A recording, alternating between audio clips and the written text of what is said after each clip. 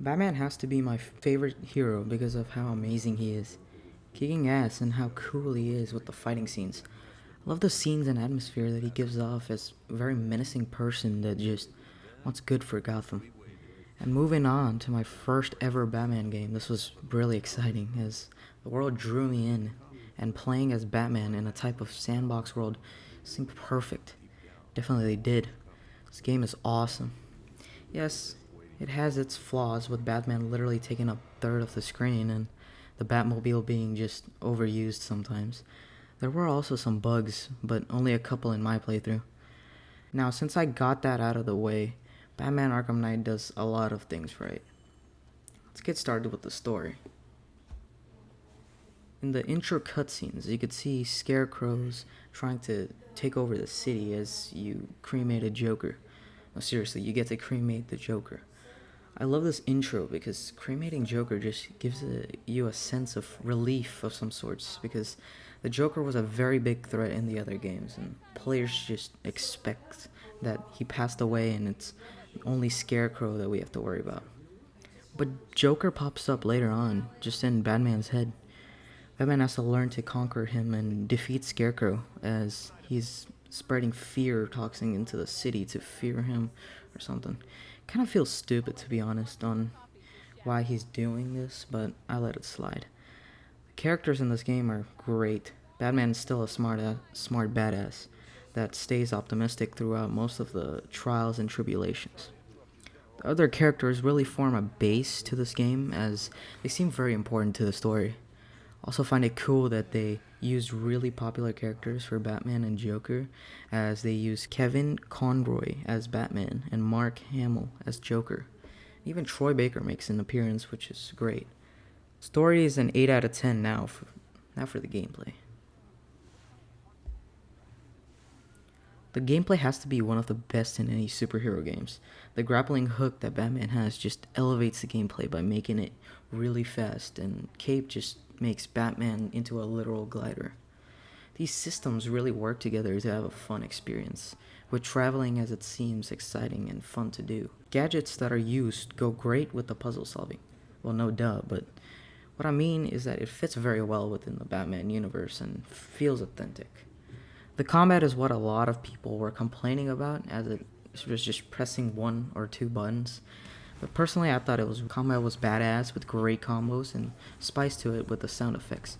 The camera went up close when you were finishing an enemy, and went back with Batman was jumping between enemies to pick his target.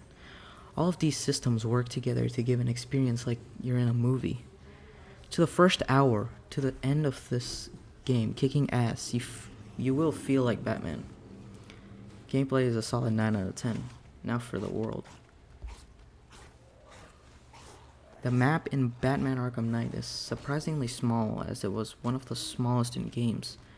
But the world was so detailed, I swear, it felt like it was bigger. You can tell the passion and work that went into such a map of that much detail. The lights of the cities give an ominous tone to the world, as the darkness fills the city. Sound effects of when Batman is gliding through the city as it rushes of wind, and the rain really makes this a cold and gritty vibe. The reflective buildings that go up as far as you can reach, and the cold atmosphere just sets a tone. One of the most important things in a game is the vibe of a game, which sets the theme and how the player feels about the game. And the world of this game gives me such a unique vibe that I haven't seen in any superhero game. The world seems horrific, sometimes with the horror elements that I didn't want to spoil, like I will see a better world in the end.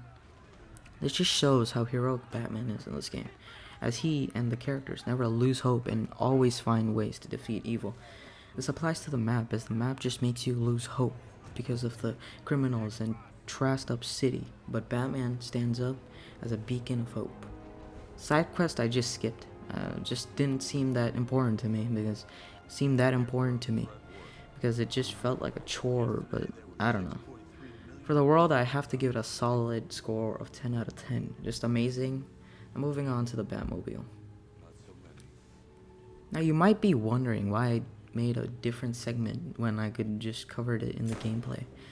That's a good question, but in this game, the Batmobile is one of the most important things, as there's a lot, I mean, a lot, a bit too much Batmobile segments.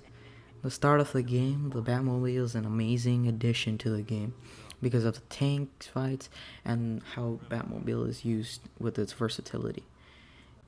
It has a device that charges up doors so it can be opened using its engine. It has a hook to winch the whole thing, and importantly, it can turn into a freaking tank. It's great how much work they put into it, and they make it a little bit too obvious about that. If there isn't anything interesting to add in the game, tank missions. If there isn't anything to extend the game, tank missions. If there already a tank mission going on, tank mission. Feels like they were relying on it too much just to extend the game time.